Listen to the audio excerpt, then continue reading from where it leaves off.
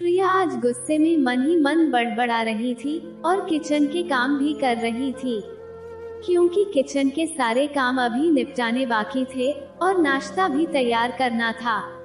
प्रिया आज अपनी चाची पर बहुत गुस्सा थी, क्योंकि आज उसकी चाची ने उसे फिर से बिना किसी बात के डांट दिया था।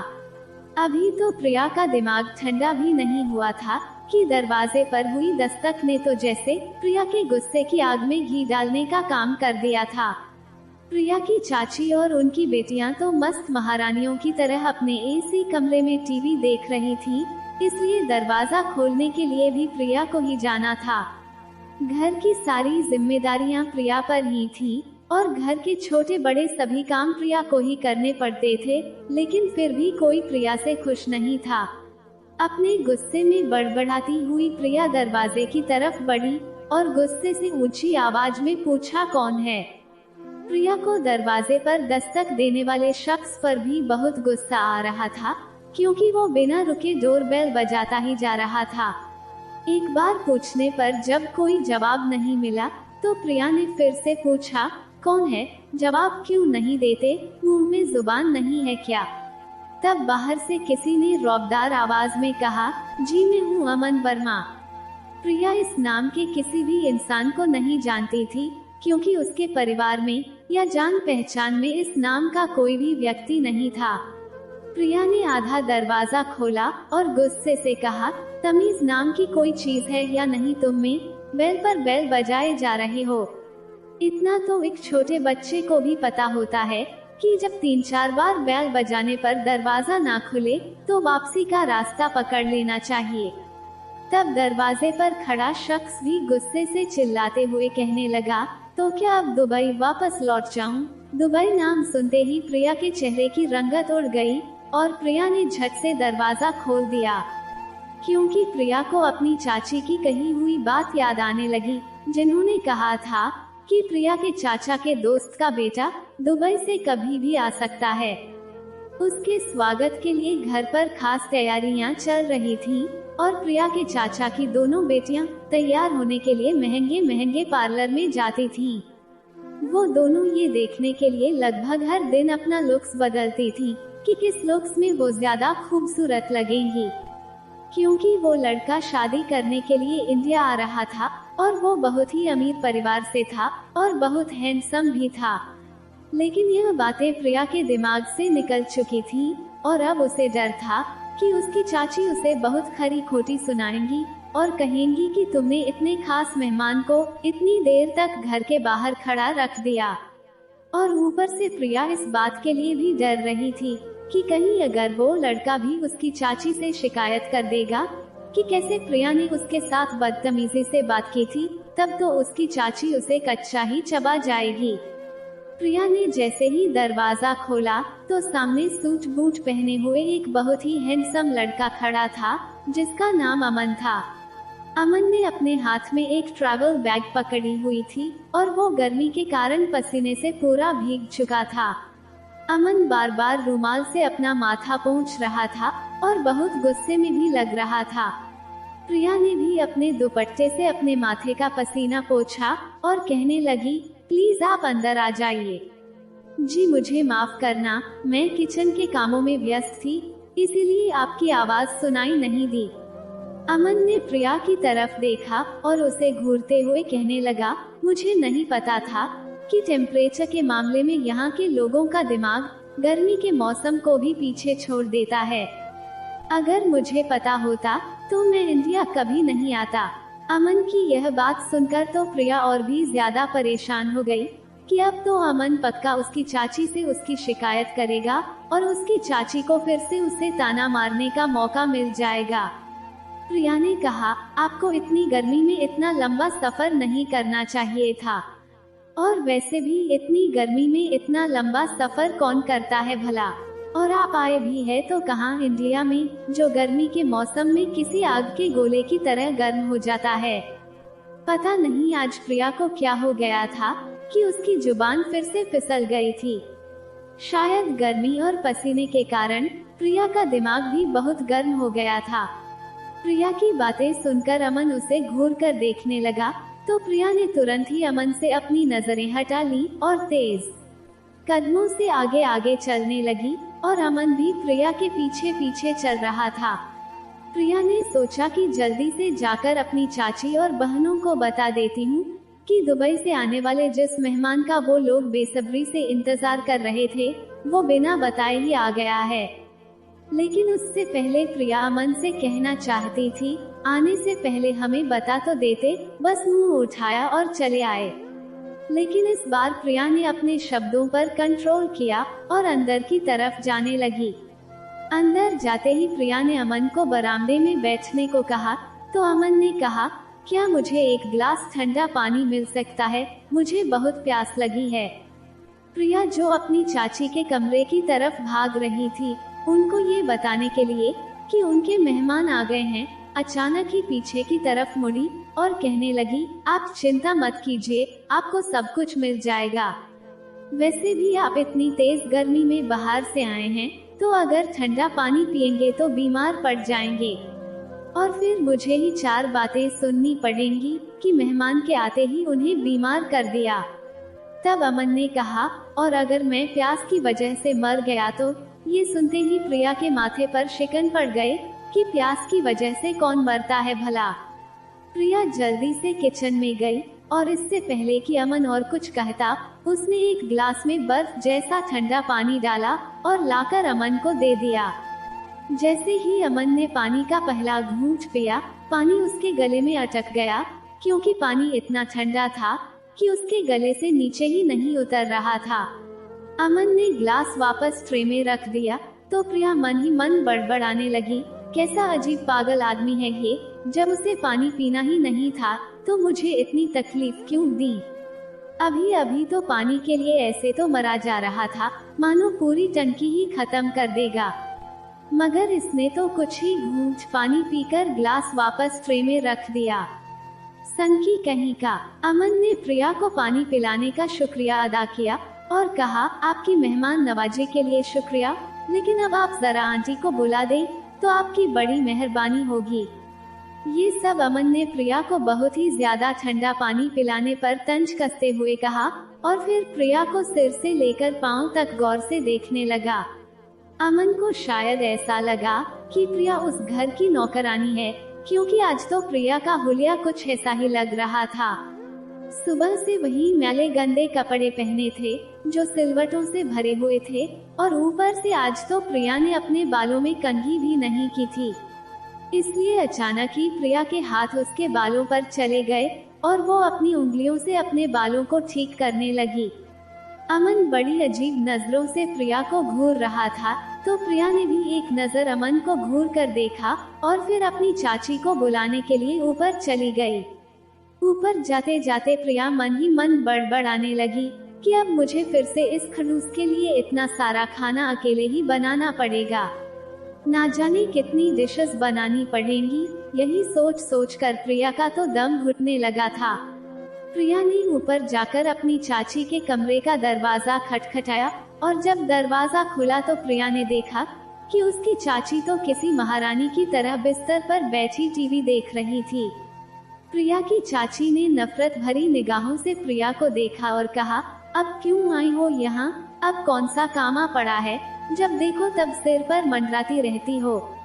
प्रिया का दिल तो किया कि आज मैं भी अपनी दिल की भड़ास निकाल दूं और कह दूं कि जिस घर में तुम सब महारानियों की तरह जी रही हो, वो घर मेरे पापा का है।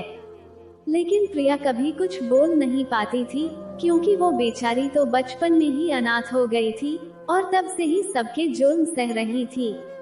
प्रिया ने कहा, चाची आपके खास मेहमान आ गए हैं और नीचे बरामदे में बैठे आपका इंतजार कर रहे हैं। प्रिया की चाची अचानक ही चौंक कर उठ खड़ी हुई और कहने लगी, कौन से खास मेहमान? तब प्रिया ने कहा, वही जो दुबई से आने वाले थे। ये सुनकर तो प्रिया की चाची बिस्तर से उछलकर ऐसे तो उठ खड़ी हुई जैसे उन्हें कोई करंट लग गया हो। प्रिया की चाची ने कहा, करम जली, तूने मुझे पहले क्यों नहीं बताया और इतने खास मेहमान को बरामदे में क्यों बैठा दिया? प्रिया ने कहा, वो बस अभी अभी पहुँचे हैं और आपका इंतजार कर रहे हैं।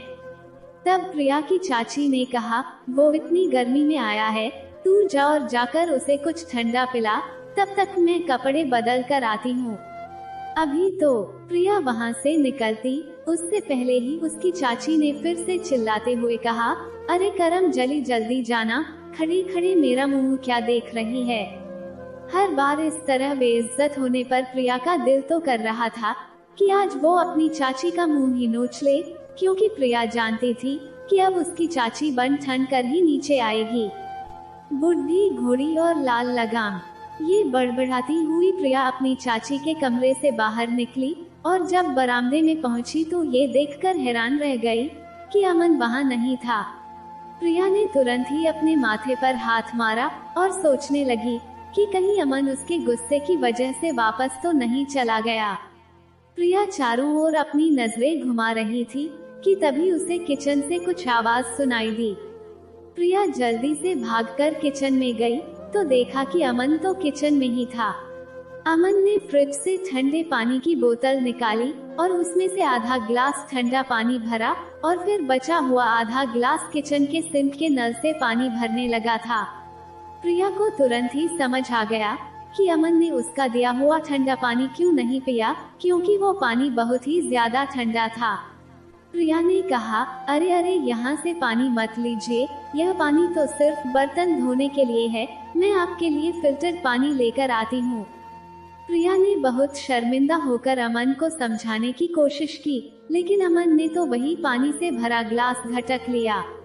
प्रिया तो मुंह खोले अमन को देखती रह गई कि तभी अमन प्रिया की तरफ मुड़ा और कहने लगा, आप बिल्कुल सही कह रही थी। अगर मैं सच में इतनी गर्मी में ठंडा पानी पी लेता तो बीमार पड़ जाता और फिर इसका सारा दोष आप पर ही आ जाता। ये कहते हुए अमन प्रिया की तरफ देखकर मुस्कुराने लगा, लेकिन प्रिया तो डर के मारे थर थर कांप रही थी कि अगर अमन ने प्रिया की चाची से उसने की हुई खातिरदारी की शिकायत कर दी तो फिर आज तो उसकी खैर नहीं। प्रिया ने अमन से कहा, देखिए जी, आप जाकर बाहर हॉल में बैठिए, क्योंकि यहाँ बहुत गर्मी है। आपको क्या चाहिए आप मुझे बताइए, मैं खुद ही आपको लाकर देती हूँ, क्योंकि यह मेरा काम है, आपका नहीं। तब अमन ने कहा, अरे हाँ ना, ये तो वाकई तुम्हारा काम है, लेकिन हमारे यहाँ तो ऐसा नहीं होता। हमारे घर जब भी कोई मेहमान आते हैं तो वो खुद ही किचन में जाकर फ्रिज से अपनी पसंद की चीजें निकाल कर खा सकते हैं। ये कहते हुए अमन ने फ्रिज का दरवाजा खोला और सामने ही फलों की एक टोकरी रखी थी, जिसमें से उसने एक लाल टमाटर निकाला और सिंक का नल खोलकर उसे अच्छी तरह से धोने लगा।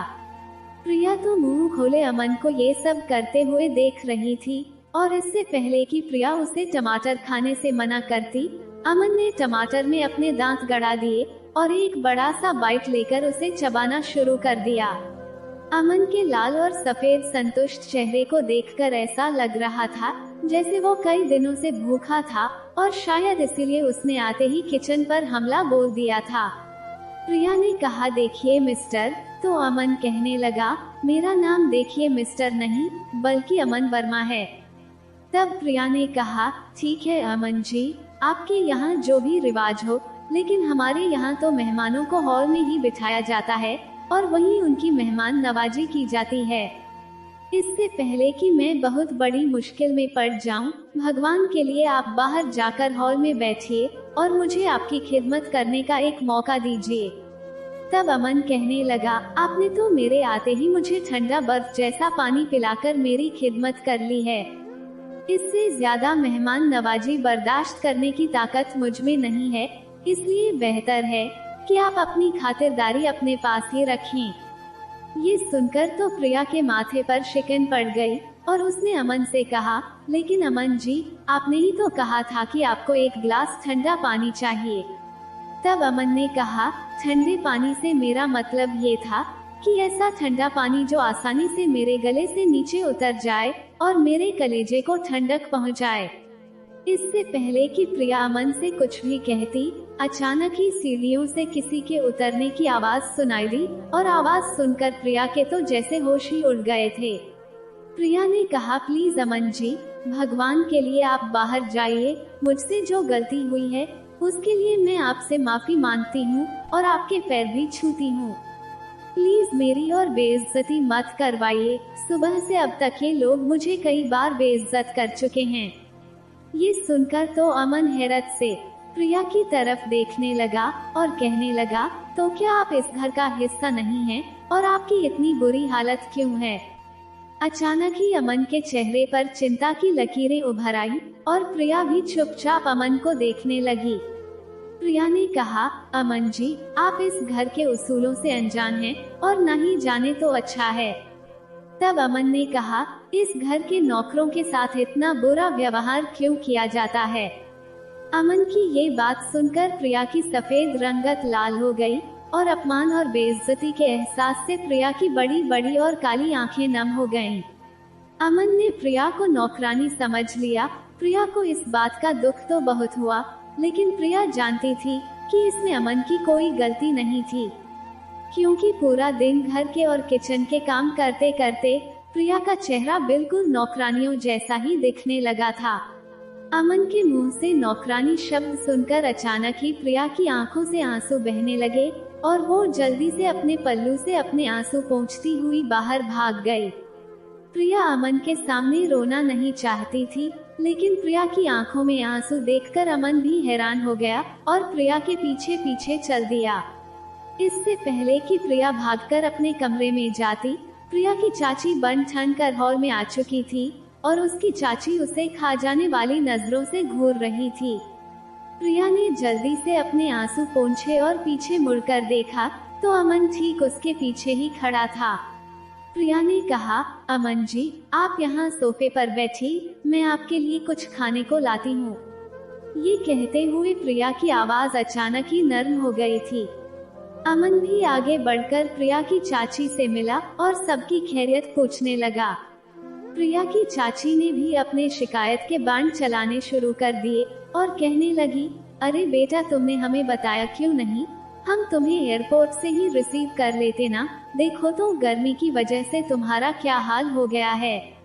अमन ने कहा, कोई बात नहीं आंटी जी, इसमें परेशान होने वाली क्या बात है, मैं तो बस आपको तकलीफ नहीं देना चाहता था। प्रिया अभी भी वहीं खड़ी थी और अमन को बैठाने के बाद प्रिया की चाची प्रिया की तरफ मुड़ी और उसकी आंखों से अंगारे बरस रहे थे। प्रिया की चाची ने गुस्से में लेकिन दबी आवाज में प्रिया को घूरते हुए कहा, अब यहाँ खड़ी क्या हो महारानी, जाओ और जाकर अमन की मेहमान नवाजी की तैयारियां शुरू करो। क्या तुम्हें इस घर के रीति रिवाजों का पता नहीं है या फिर सब कुछ भूल गई हो? प्रिया जल्दी से किचन में भाग गई, क्योंकि वो अमन के सामने और ज्यादा अपमानित नहीं होना चाहती थी। अमन के सामने प्रिया के आत्मसम्मान को कोई ठेस पहुंचे, ये प्रिया को कतई स्वीकार नहीं था। किचन में जाते ही प्रिया की रफ्तार किसी बुलेट ट्रेन की तरह तेज हो गई थी, क्योंकि प्रिया को अपनी चाची के बताए हुए मेनू के अनुसार सारे पकवान तैयार करने थे। अमन भले ही दुबई से आया था, लेकिन उसे इंडियन खाना बहुत ज्यादा पसंद था, इसलिए प्रिया को उसकी पसंद की सारी इंडियन डिशेस बनानी थी। गर्मी तो बर्दाश्त के बाहर थी, लेकिन फिर भी प्रिया बार बार अपने दुपट्टे से पसीना पोंछते हुए सारे पकवान बनाने लगी।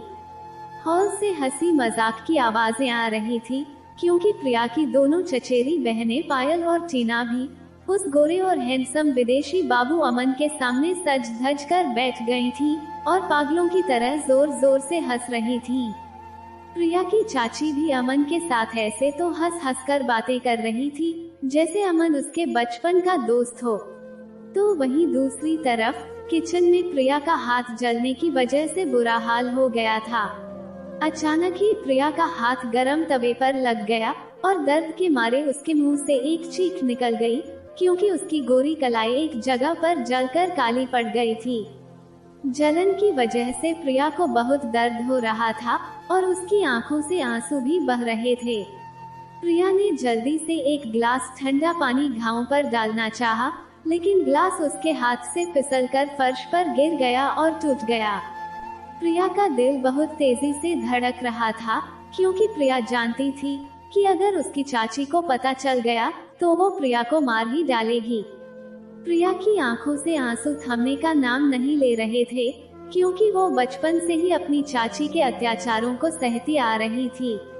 उस बेचारी को तो ये भी याद नहीं था कि आखिरी बार वो खुश कब हुई थी और कब उसने इस घर में चैन की सांस ली थी। उस ऊपर वाले ने प्रिया को रंग तो गोरा दे दिया था, लेकिन उसकी किस्मत शायद काली स्याही से लिख दी थी। प्रिया दिखने में अपनी माँ की तरह ही गोरी चिट्टी और बहुत खूबसूरत थी, लेकिन प्रिया की किस्मत में उसके माँ बाप का प्यार लिखा ही नहीं था।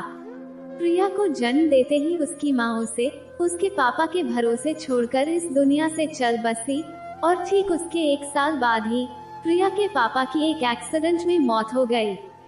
प्रिया के पापा ने प्रिया को उसके चाचा के हाथों में सौंप दिया और कहा कि प्रिया को कभी उसके माँ बाप की कमी महसूस मत होने देना। प्रिया के चाचा ने तब तो अपने भाई से वादा कर लिया कि वो प्रिया को अपनी बेटियों से भी ज्यादा प्यार देंगे, लेकिन प्रिया की चाची के आगे उनकी एक नहीं चलती थी और आज प्रिया अपने ही घर में एक नौकरानी बनकर रह रही थी, जबकि वो घर उसके पापा का ही था। प्रिया की चाची तो बचपन से ही प्रिया पर जुल्म करती आई थी और उसने कभी भी प्रिया को अपनी बेटी की तरह नहीं माना था। उल्टा वो तो प्रिया के चाचा को भी प्रिया के खिलाफ भड़काती रहती थी और कहती थी कि प्रिया बहुत बदतमीज और चरित्रहीन लड़की है। इसी वजह से प्रिया के चाचा ने उसकी कॉलेज की पढ़ाई भी छुड़वा दी थी, क्योंकि प्रिया के चाचा को उस पर शक होने लगा था कि शायद प्रिया का कॉलेज में किसी लड़के के साथ चक्कर चल रहा है, जबकि प्रिया ने तो कभी किसी लड़के की तरफ आंख उठाकर भी नहीं देखा था। प्रिया की चाची चाहती थी कि उसकी दोनों बेटियां पढ़ लिख कर ऊंचे घर में शादी कर लें और प्रिया बस घर में नौकरानी की तरह पड़ी रहे। प्रिया अब घर में नौकरानी बनकर रह गई थी और उसकी दोनों चचेरी बहनें घर के अंदर बाहर हर जगह राज करती थीं। प्रिया की बहनें पढ़ाई में बिल्कुल भी अच्छी नहीं थीं और इतना पैसा देने के बाद भी उनको सिर्फ पासिंग मार्क्स ही आते थे, लेकिन प्रिया पढ़ाई में बहुत अच्छी थी और उसे पढ़ने लिखने का बहुत शौक भी था। मगर 12वीं क्लास के बाद ही प्रिया की पढ़ाई बंद करवा दी गई, जबकि उसकी चचेरी बहनें यूनिवर्सिटी में पढ़ रही थीं। प्रिया की बहनों ने तो लड़कों से दोस्ती भी कर रखी थी, लेकिन प्रिया की चाची को इससे कोई एतराज नहीं था, बल्कि वो तो इसे अपनी बेटियों का मॉडर्न होना कहती थी। पिछले कुछ दिनों से अमन के स्वागत के लिए प्रिया के घर में बहुत हलचल मची हुई थी। अमन किसी इंडियन लड़की से शादी करना चाहता था, क्योंकि उसे अपने जीवन साथी के रूप में कोई विदेशी लड़की नहीं, बल्कि एक इंडियन घरेलू और संस्कारी लड़की चाहिए थी, और वो यहाँ इंडिया शादी करने के लिए ही आ रहा था। जैसे ही प्रिया की चाची को इस बात का पता चला, तो उसने घर में हंगामा मचा दिया था, क्योंकि प्रिया की चाची चाहती थी कि अमन उनकी दोनों बेटियों में से एक को पसंद कर ले और उसके साथ शादी कर ले। प्रिया की दोनों चचेरी बहनों की शक्ल सूरत कुछ ज्यादा खास नहीं थी, लेकिन पिछले 2 महीनों में वो दोनों पार्लर के इतने चक्कर लगा चुकी थी कि उनका चेहरा भी कुछ हद तक दमक उठा था। वहीं दूसरी ओर प्रिया ने तो किचन की तपती गर्मी में काम कर करके अपने अच्छे भले खूबसूरत चेहरे को भी सांवला बना दिया था। अगर प्रिया ने भी अपनी बहनों की तरह महंगे महंगे फेशियल और मैनिक्योर पेडिक्योर करवाए होते, तो आज वो किसी अप्सरा से कम नहीं लगती, क्योंकि प्रिया की रंगत तो पहले से ही दूध सी सफेद थी और उसके नैन नक्श भी अपनी बहनों से कई ज्यादा अच्छे थे।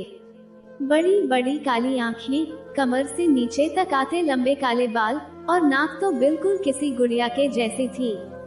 लेकिन फिलहाल तो प्रिया रोते हुए अपने जले हुए हाथ को सहला रही थी और भगवान का शुक्रिया अदा कर रही थी कि अच्छा हुआ जो उसकी चाची को पता नहीं चला कि कांच का ग्लास टूट गया है, वरना उसकी चाची तो किचन में आकर उसका जीना ही दुश्वार कर देती।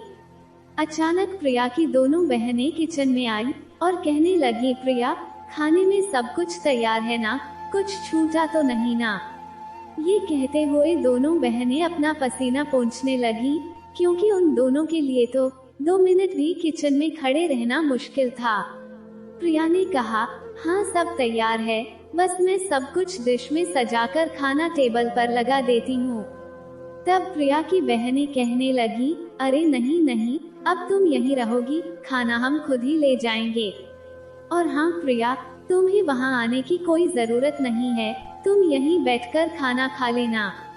अगर हमें किसी चीज की जरूरत होगी तो हम खुद ही मंगवा लेंगे। दोनों बहनों ने गुस्से से प्रिया को घूरते हुए यह बात कही तो प्रिया वहीं कुर्सी पर बैठ गई, क्योंकि प्रिया जानती थी कि उसकी बहनें सारा श्रेय खुद लेना चाहती हैं। प्रिया की दोनों बहनें जानती थी कि अमन को टिपिकल इंडियन लड़की चाहिए थी, जो हर दिन उसके लिए उसकी पसंद की नई नई इंडियन डिश बनाए। इसलिए दोनों बहनें अमन के सामने सारा श्रेय खुद लेने की कोशिश कर रही थीं, लेकिन प्रिया तो कोई श्रेय लेना नहीं चाहती थी, इसलिए वो चुपचाप किचन में ही बैठ गई और उसकी दोनों बहनें खाना लेकर हॉल में चली गईं। और फिर थोड़ी देर बाद ही प्रिया की चाची गुस्से से आग बबूला होती हुई किचन में दाखिल हुई। अभी तो प्रिया ने पहला निवाला ही खाया था कि उसकी चाची ने उसके हाथों से ट्रे छीन ली और कहने लगी, बेशर्म लड़की, मैंने तुझे कितनी बार कहा था कि अमन को ज्यादा मसालेदार खाना पसंद नहीं है। पहला निवाला खाते ही मेरा तो पूरा मुंह जल गया। पता नहीं अमन क्या सोचेगा कि वो पहली बार हमारे घर आया है और हमने उसे इतना मसालेदार खाना परोस दिया। अगर उसने खाने के बारे में कुछ भी बुरा भला कहा ना, तो मैं तुझे जान से मार दूंगी। प्रिया की चाची प्रिया को धमकी देकर बाहर चली गई और प्रिया अपना सिर पकड़कर बैठ गई, क्योंकि उसे ऐसा लग रहा था कि आज तो उसकी चाची उसे मार ही डालेगी। प्रिया मन ही मन प्रार्थना करने लगी कि अमन खाने में कोई कमी ना निकाले और चुपचाप से खाना खा ले। बेचारी प्रिया ने तो बस एक निवाला ही खाया था और वो भी उसके गले में अटक गया था, क्योंकि उस बेचारी की तो भूख ही मर चुकी थी। एक बार फिर से प्रिया की आंखों से आंसू बहने लगे कि तभी अचानक अमन किचन में आ गया। प्रिया का शरीर पूरी तरह से पसीने से भीगा हुआ था और उसकी आंखें आंसुओं से भरी हुई थीं। अमन हैरानी से प्रिया को देखने लगा और कहने लगा, प्रिया तुम पागल हो गई हो क्या? तुम यहाँ इतनी गर्मी में किचन में क्या कर रही हो? चलो चलकर हमारे साथ हॉल में खाना खा लो। प्रिया ने कहा, नहीं मैं यहीं ठीक हूँ, मैं रोज यहीं किचन में ही खाना खाती हूँ। तब अमन ने कहा, माना कि तुम इस घर में नौकरानी हो, मगर हो तो इंसान ही ना। अमन के मुंह से फिर से नौकरानी शब्द सुनकर प्रिया गुस्से से अमन को घूरने लगी, तो अमन तुरंत ही डर कर पीछे हट गया और कहने लगा, ठीक है बाबा, अब गुस्सा मत करो और अपनी इन बड़ी बड़ी आंखों से मुझे डराओ मत। दरअसल मैं तो इसलिए कह रहा था क्योंकि हमारे यहाँ तो नौकर भी घर का ही एक हिस्सा होते हैं। इस बार प्रिया ने अमन को गुस्से से नहीं घूरा, क्योंकि अमन प्रिया को नौकरानी समझ रहा था, तो इसमें उसकी कोई गलती नहीं थी। अमन कुछ देर तक प्रिया को देखता रहा और फिर कहने लगा, वैसे खाना बहुत ही स्वादिष्ट था और मैंने आज तक इतना स्वादिष्ट खाना कभी नहीं खाया है। बहुत सालों बाद इतना स्वादिष्ट इंडियन खाना खाने को मिला है, वरना मैं तो चाइनीज खाना खा खाकर उब गया था। लेकिन फिर अचानक ही अमन ने एक ऐसी बात कह दी जिसे सुनकर प्रिया अमन को देखती ही रह गई थी। अमन ने कहा, प्रिया आज का खाना तुमने बनाया था ना? सच में बहुत ही स्वादिष्ट खाना बनाती हो तुम। प्रिया ने तो सोचा था कि अमन खाने के लिए उसकी चचेरी बहनों की तारीफ करेगा, लेकिन उसने तो बिना किसी के कहे ही जान लिया कि खाना प्रिया की बहनों ने नहीं बल्कि खुद प्रिया ने बनाया है। अमन की बातें सुनकर प्रिया का दिल तेजी से धड़कने लगा और वो तुरंत ही किचन से बाहर जाने लगी कि तभी अमन ने प्रिया का हाथ पकड़ लिया। प्रिया हैरान होकर अमन की तरफ मुड़ी और कहने लगी, ये क्या बदतमीजी है, छोड़ो मेरा हाथ। लेकिन अमन तो ध्यान से प्रिया की कलाई को देखने लगा जहां जलने का निशान था। अमन ने प्रिया से कहा, अरे यार प्रिया, तुम इतनी पत्थर दिल कैसे हो सकती हो? तुम्हारा हाथ तो काफी जल चुका है। प्रिया तुम्हें दर्द नहीं हो रहा है क्या? और ये हाथ जल कैसे गया? अमन बड़े ध्यान से प्रिया के हाथ को देख रहा था, जिसमें अब छोटे छोटे बुलबुले आने लगे थे।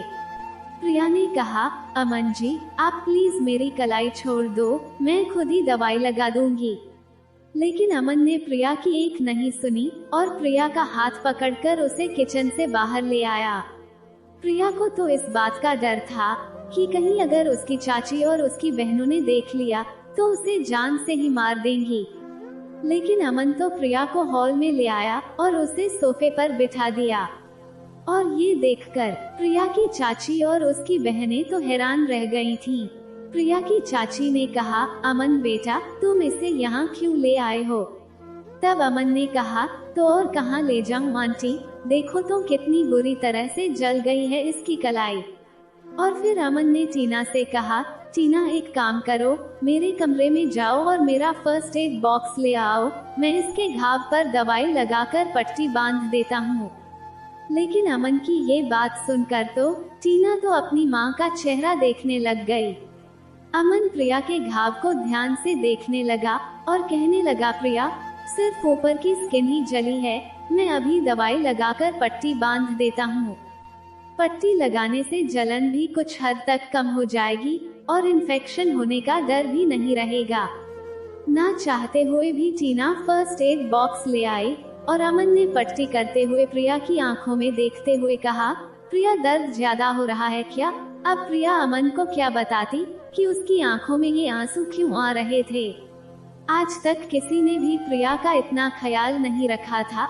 अगर प्रिया को बड़े से बड़ा घाव भी लग जाता था तो कोई प्रिया को पूछता तक नहीं था।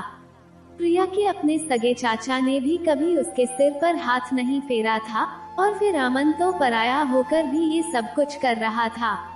अमन की आंखों में प्रिया के लिए चिंता साफ झलक रही थी और प्रिया की चाची ने अमन की आंखों में प्रिया के लिए हमदर्दी देख ली थी, इसलिए वो प्रिया को खा जाने वाली नजरों से घूर रही थी। प्रिया ने जल्दी से अपना हाथ छुड़ाया और अपने कमरे में भाग गई।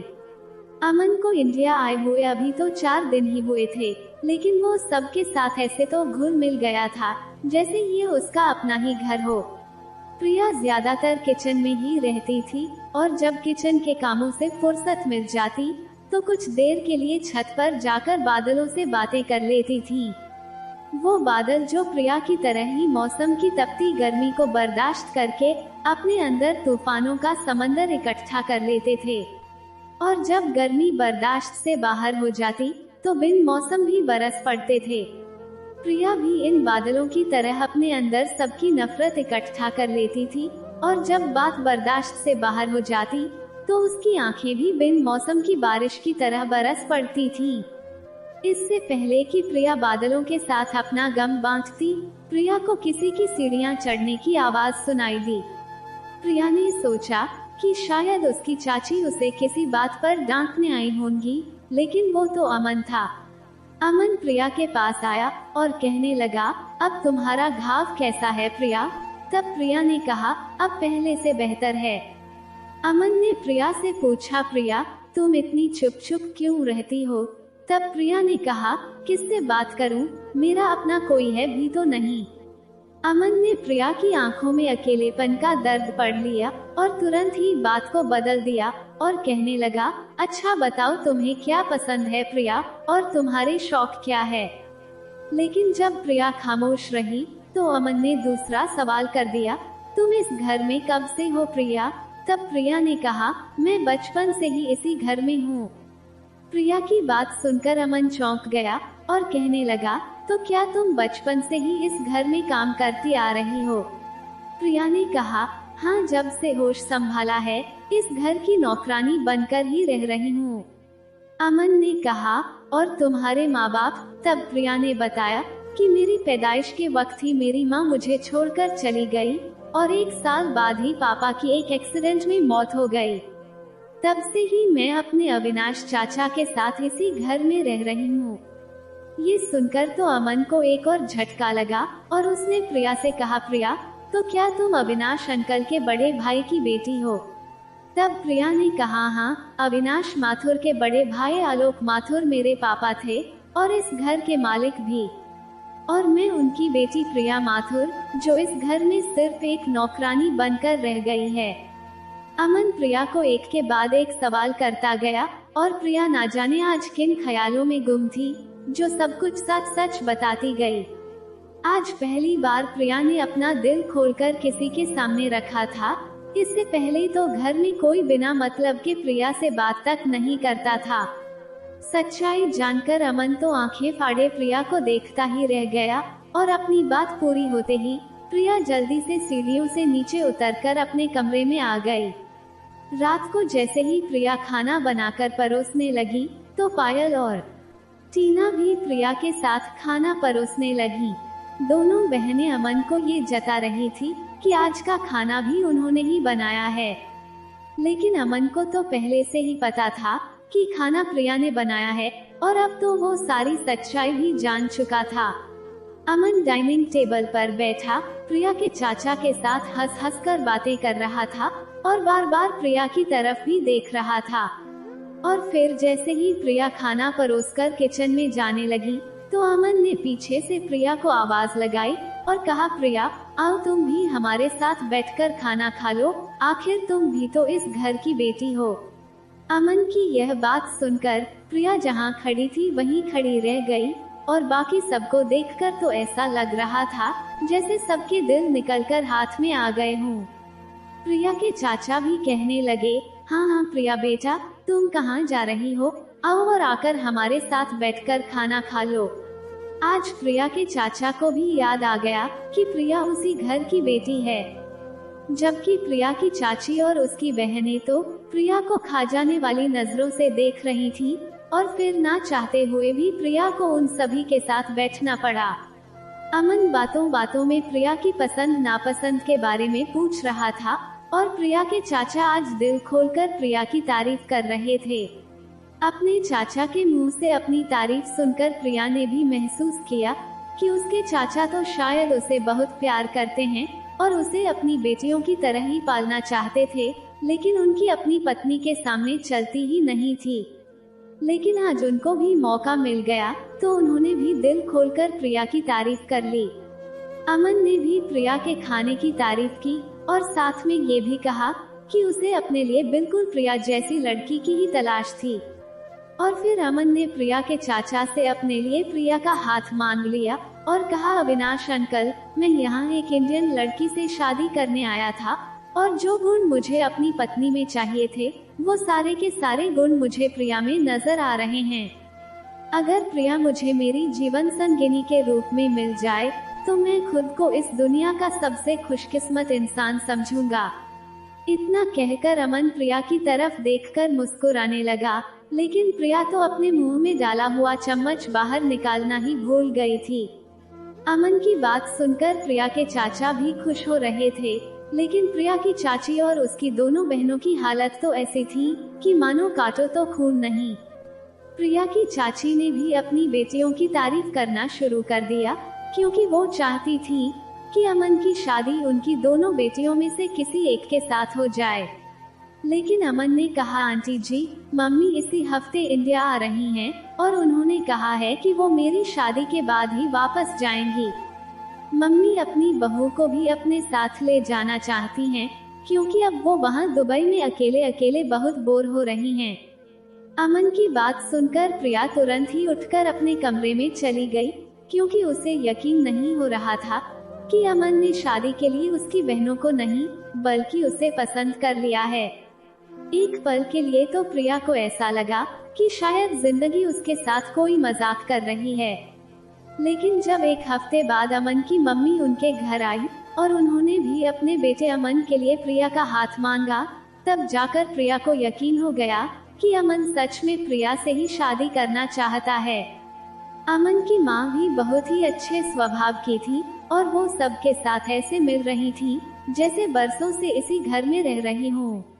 अमन की माँ चाहती थी कि अमन अपना बिजनेस इंडिया में ही सेट कर ले, क्योंकि उनका संबंध तो इंडिया से ही था, इसलिए उन्हें विदेश में रहना पसंद नहीं आ रहा था। प्रिया तो अमन की माँ के सामने भी सज सवर कर नहीं जाती थी, क्योंकि प्रिया को पहले से ही दिखावा करने का कोई शौक नहीं था।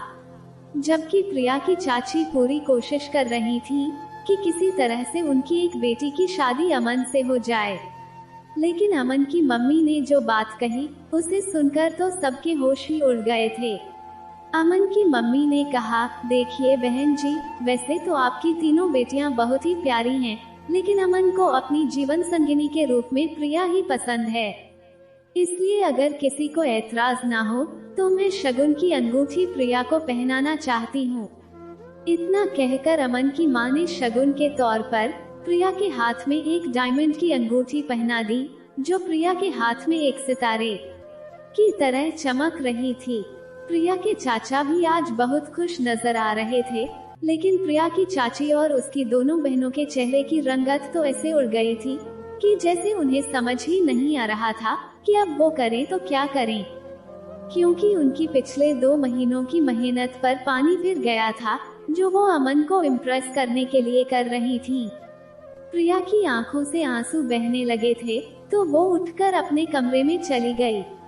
आज प्रिया का दिल बहुत तेजी से धड़क रहा था, क्योंकि आज प्रिया को ऐसा लग रहा था कि आज पहली बार उसके बिना मांगे ही उसकी कोई प्रार्थना स्वीकार हो गई है। अमन भी प्रिया के लिए ऐसी ही बिन मांगी प्रार्थना के जैसा था, या फिर यूं कहो कि बेमौसम की उस हल्की सी बारिश जैसा, जिसने प्रिया की जिंदगी को खुशनुमा बना दिया था। रात को जब अमन छत पर प्रिया के पास आया, तब वो बहुत ही ज्यादा खुश लग रहा था। अमन ने प्रिया का हाथ अपने हाथ में थाम लिया, तो प्रिया का दिल जोरों से धड़कने लगा। प्रिया ने अमन की आंखों में देखा तो उसके दिल में कई सवाल उठ रहे थे, लेकिन इससे पहले कि प्रिया अमन से कुछ पूछती, अमन ने कहा, क्या सोच रही हो प्रिया, यही ना कि अचानक से मैंने शादी के लिए तुम्हें क्यों पसंद किया। तो मैं तुम्हें बता दूं प्रिया कि मैंने तुम पर तरस खाकर तुम्हें अपनाने का फैसला नहीं किया है, बल्कि तुम तो मुझे पहले ही नजर में पसंद आ गई थी और मुझे उसी वक्त तुमसे प्यार हो गया था, और खासकर तुम्हारी इन बड़ी बड़ी नशीली आंखों से। लेकिन हाँ, मेरे हिसाब से तुम में बस एक ही कमी है, और वो ये कि तुम थोड़ी सी गुस्से वाली हो, और तुम्हारा गुस्सा हर वक्त तुम्हारी नाक पर ही रहता है। ये कहते हुए अमन ने अपनी उंगली प्रिया की नाक पर रख दी, और प्रिया के तन मन में जज्बातों का तूफान उठ खड़ा हुआ। प्रिया ने अचानक ही अमन की तरफ देखा तो उसका दिल एक नई लय में ही धड़कने लगा था। अमन प्रिया को प्यार भरी नजरों से देख रहा था, और फिर उसने अपना हाथ प्रिया के हाथ पर रख दिया। अमन के प्यार ने प्रिया के अंदर प्यार का एक अजीब एहसास पैदा कर दिया था, और प्रिया को यह एहसास बहुत अच्छा लग रहा था, क्योंकि प्रिया को ये यकीन हो गया था कि अब अमन के साथ उसकी जिंदगी बहुत खूबसूरत होने वाली है। लेकिन प्रिया को ये कहाँ पता था कि उसकी जिंदगी का सबसे कठिन इम्तिहान तो अभी बाकी था। वो दिन प्रिया और अमन की सगाई का दिन था, और उस दिन प्रिया ने बहुत ही सिंपल सी ड्रेस पहनी हुई थी और ज्यादा मेकअप भी नहीं किया था, क्योंकि अमन ने प्रिया को इसी सादगी में पसंद किया था। प्रिया चुपचाप अपनी नजरें झुकाए बैठी हुई थी, और उसका दिल तेजी से धड़क रहा था। प्रिया को तो अभी भी अपनी किस्मत पर यकीन नहीं हो रहा था कि उसकी किस्मत में अमन जैसा हैंडसम और कामयाब लड़का लिखा जा चुका है। प्रिया को तो ऐसा लग रहा था कि शायद वो कोई सपना ही देख रही है। लेकिन अगर ये सपना था तो प्रिया इस सपने को और देखना चाहती थी, और अगर ये हकीकत थी तो प्रिया अपनी किस्मत पर खुशी से नाचना चाहती थी। लेकिन हकीकत तो ये थी कि ये कोई सपना नहीं था, क्योंकि सगाई की अंगूठी पहनाने के बाद अमन ने सबके सामने प्रिया को गले से लगा लिया था, और प्रिया शर्माकर वहां से उठकर अपने कमरे में आ गई थी। कमरे में आते ही प्रिया खुशी से उछलकर बिस्तर पर लेट गई और अपनी सगाई की अंगूठी को गौर से देखने लगी थी। सगाई के बाद भी अमन और उसकी मम्मी अभी भी वहीं पर थे, क्योंकि अमन की मम्मी का कहना था कि अब तो हम अपनी बहू को अपने साथ लेकर ही जाएंगे। ये बात सुनकर प्रिया के मन में तो खुशी के लड्डू फूट रहे थे, और वो तो उंगलियों पर दिन गिन रही थी कि अब वो बहुत ही जल्द अमन के साथ यहाँ से हमेशा हमेशा के लिए चली जाएगी। लेकिन अमन की मम्मी की बात सुनकर तो प्रिया की चाची और उसकी बहनें तो आग बबूला हो गई थीं। खासकर टीना की शक्ल देखने लायक थी, क्योंकि टीना ही अमन की सबसे ज्यादा दीवानी थी, और वो हर वक्त अमन के आगे पीछे घूमती रहती थी। टीना को पूरा यकीन था कि अमन शादी के लिए टीना को ही पसंद करेगा, लेकिन जब अमन ने प्रिया का नाम लिया तो टीना के तन बदन में आग सी लग गई थी। लेकिन टीना पूरी कोशिश करती रही कि किसी तरह से अमन और प्रिया की सगाई टूट जाए और अमन टीना के साथ शादी कर ले। और वो अपनी इस कोशिश में कुछ हद तक कामयाब भी हो गई थी। अमन और प्रिया की सगाई के बाद भी टीना अमन के आगे पीछे घूमती रहती थी, लेकिन अमन अब ज्यादातर घर से बाहर ही रहता था, क्योंकि वो इंडिया में भी अपना बिजनेस एक्सपांड करना चाहता था। इसलिए वो उसी काम में बिजी रहता था और रात को ही घर वापस आता था। एक रात जब प्रिया पानी लेने किचन में जा रही थी, तब उसे अमन के कमरे से किसी की धीमी फुसफुसाहट की आवाजें सुनाई देने लगी थी। प्रिया ने ध्यान से सुना तो उसे पता चला कि वो आवाज तो अमन और टीना की आपस में बातें करने की थी। उन दोनों की बातें सुनकर तो प्रिया का दिल बैठा जा रहा था और उसे वो सारे पल याद आने लगे थे, जब दोनों की सगाई के बाद भी टीना अमन के आसपास मंडराती रहती थी और अमन भी उसके साथ हंसी मजाक किया करता था। उस वक्त तो प्रिया ने उन दोनों को नजरअंदाज कर दिया, क्योंकि उसे अमन पर पूरा भरोसा था। लेकिन आज प्रिया का ये भरोसा डगमगाने लगा था, क्योंकि आखिर अमन भी था तो एक मर्द ही ना। लेकिन फिर प्रिया ने सोचा कि शायद मुझे कोई गलतफहमी हो गई है। लेकिन जैसे ही प्रिया ने दरवाजा खोला तो अंदर का मंजर देखकर प्रिया का दिल धक से रह गया था, क्योंकि अमन और टीना सामने बिस्तर पर एक दूसरे से लिपटे हुए थे और अमन टीना के ऊपर झुका हुआ था। अमन का गोरा बदन बिना शर्ट के टीना के बदन से चिपका हुआ था और वो दोनों एक दूसरे के बेहद करीब थे। प्रिया को अपने सामने देखकर अमन अचानक हड़बड़ा गया और कहने लगा, देखो प्रिया, तुम मुझे गलत समझ रही हो। ऐसा कुछ भी नहीं है जैसा कि तुम समझ रही हो। प्रिया अमन को अविश्वास से देख रही थी, क्योंकि अमन ने सिर्फ पैंट ही पहन रखी थी और उसकी शर्ट नीचे फर्श पर गिरी हुई थी। प्रिया ने पीछे बिस्तर की तरफ देखा तो टीना जीतने वाले अंदाज में प्रिया को देख रही थी और उसने बहुत ही बेहुदा कपड़े पहन रखे थे। अमन प्रिया के पास आया और कहने लगा, प्रिया प्लीज मेरी बात सुनो, तुम्हें बहुत बड़ी गलतफहमी हो गई है। ये कहते हुए अमन ने प्रिया को कंधों से पकड़ लिया तो प्रिया ने अमन को झटके से दूर धकेला और कहा, दूर रहो मुझसे, और खबरदार अगर तुमने मुझे हाथ लगाने की कोशिश भी की तो। इससे पहले कि अमन फिर से प्रिया को कुछ कहता, प्रिया ने अमन के गाल पर जोरदार तमाचा जड़ दिया और कहने लगी, रात के इस वक्त टीना और तुम जिस हालत में यहाँ मौजूद हो, अब किसी भी सफाई की कोई गुंजाइश नहीं बचती। एक लड़की सब कुछ बर्दाश्त कर सकती है अमन, लेकिन अपने होने वाले पति को किसी दूसरी लड़की की बाहों में बर्दाश्त नहीं कर सकती। ये कहते हुए प्रिया ने अमन की पहनाई हुई सगाई की अंगूठी उतारकर अमन के चेहरे पर दे मारी और वहां से भागते हुए अपने कमरे में चली गई। कमरे में जाते ही प्रिया ने दरवाजा अंदर से बंद कर लिया और वहीं दरवाजे के पास बैठकर रोने लगी। अमन भी प्रिया के पीछे उसके कमरे तक आ गया और कहने लगा, प्रिया प्लीज एक बार मेरी भी बात सुन लो, फिर जो चाहे वो सजा मुझे दे देना। प्रिया की आंखों से आंसुओं का सैलाब बह रहा था, लेकिन प्रिया ने अपने और अमन के लिए सजा तो पहले से ही तय कर ली थी।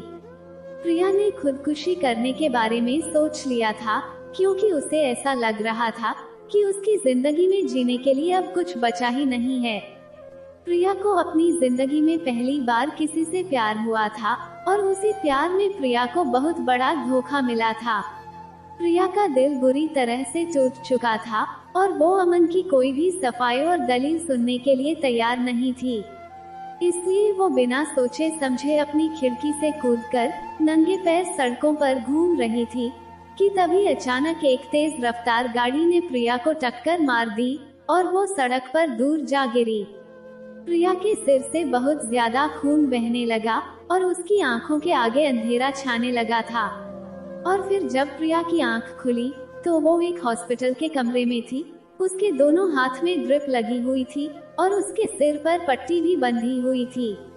और फिर अचानक ही प्रिया की नजर पास बैठे अमन पर पड़ी, जो प्रिया के हाथों को अपने हाथों में थामे प्रिया की बाजू पर अपना सर रखे सो रहा था। प्रिया ने कांपते होठों से उसे पुकारा अमन, तो वो अचानक से नींद से जाग गया और चौंक कर प्रिया को देखने लगा। प्रिया को होश में देखकर तो अमन के अंदर तो जैसे नई जान आ गई और वो कहने लगा, प्रिया तुम्हें होश आ गया, तुम ठीक तो हो ना? अगर तुम्हें कुछ हो जाता तो मैं खुद को कभी माफ नहीं कर पाता और शायद तुम्हारे साथ मैं भी अपनी मौत को गले लगा लेता। अमन की आंखें पूरी तरह से लाल हो गई थी और उसकी नाक भी लाल थी, क्योंकि वो कई रातों से जाग रहा था। अमन ने प्रिया से कहा, तुम्हें पता है प्रिया, आज पूरे 1 हफ्ते के बाद तुम्हें होश आया है, क्योंकि तुम कोमा में चली गई थी। लेकिन मेरा दिल कह रहा था कि तुम जल्दी ही ठीक हो जाओगी, और देखो आज तुम्हें होश आ गया।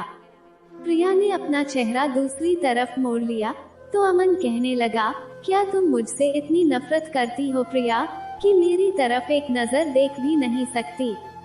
प्रिया की आंखों से आंसू बहने लगे और वो कहने लगी, अमन मुझे तुमसे कोई शिकायत नहीं है, शायद मेरी किस्मत ही ऐसी है कि मैं जिसे चाहती हूँ किस्मत किसी न किसी तरह से उसे मुझसे छीन ही लेती है।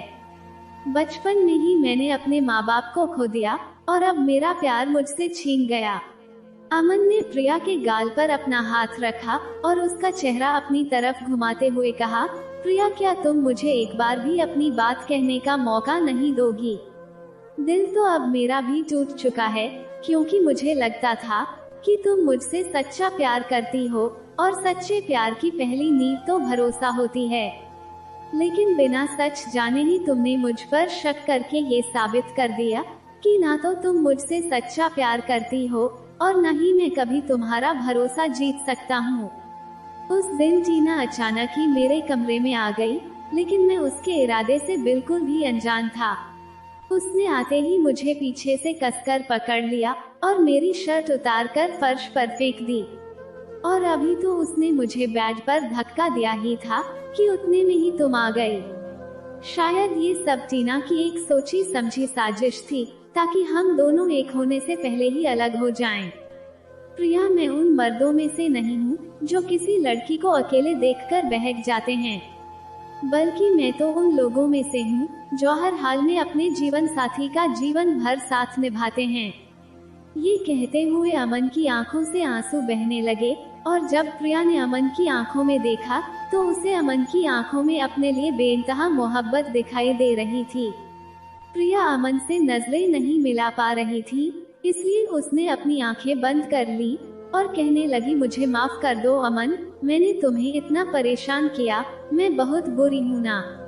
तब अमन ने कहा, हाँ प्रिया, बुरी तो तुम हो, क्योंकि तुमने अपने साथ साथ मेरी भी जान ले ली थी। लेकिन अब मैं तुम पर भरोसा नहीं कर सकता कि कब तुम्हारा मन बदल जाए और तुम फिर से मुझे खुद से दूर कर दो। इससे पहले कि तुम दोबारा मुझसे दूर जाने की कोशिश करो, मैं आज और इसी वक्त तुमसे शादी करना चाहता हूँ। इतना कहकर अमन जाकर कॉरिडोर के एक छोटे से मंदिर से सिंदूर उठा लाया और अस्पताल के कमरे में ही प्रिया की मांग भर दी। तब प्रिया ने कहा, लेकिन अमन, हमारे परिवार वाले क्या सोचेंगे, और तुम्हारी मम्मी जिन्होंने तुम्हारी शादी धूमधाम से करवाने के इतने ख्वाब देखे हैं, उनका क्या? तब अमन ने कहा, एक बार तुम्हें डिस्चार्ज मिल जाए प्रिया, तो तुम्हें घर नहीं सीधे मंडप ले जाऊंगा और वहाँ सबके सामने तुम्हारे साथ धूमधाम से शादी भी कर लूंगा। अमन की बातें सुनकर प्रिया हंसने लगी, क्योंकि उसे लगा कि शायद अमन मजाक कर रहा है, लेकिन ये कोई मजाक नहीं था, क्योंकि प्रिया को डिस्चार्ज मिलते ही अमन ने सच में प्रिया को अपनी बाहों में उठाया और सीधे मंडप में ले गया, जहां उसने और उसकी मम्मी ने मिलकर सारी तैयारियां पहले से ही कर रखी थी। प्रिया ने कहा, अमन मुझे चक्कर आ रहे हैं, अभी भी मैं ठीक नहीं हूँ, पहले मुझे ठीक तो हो जाने देते। तब अमन ने कहा, उसमें क्या दिक्कत है, तुम्हें चक्कर आ रहे हैं ना प्रिया, तो मैं तुम्हें अपनी गोद में उठाकर फेरे ले लूंगा, लेकिन शादी तो मैं तुमसे आज ही करूंगा।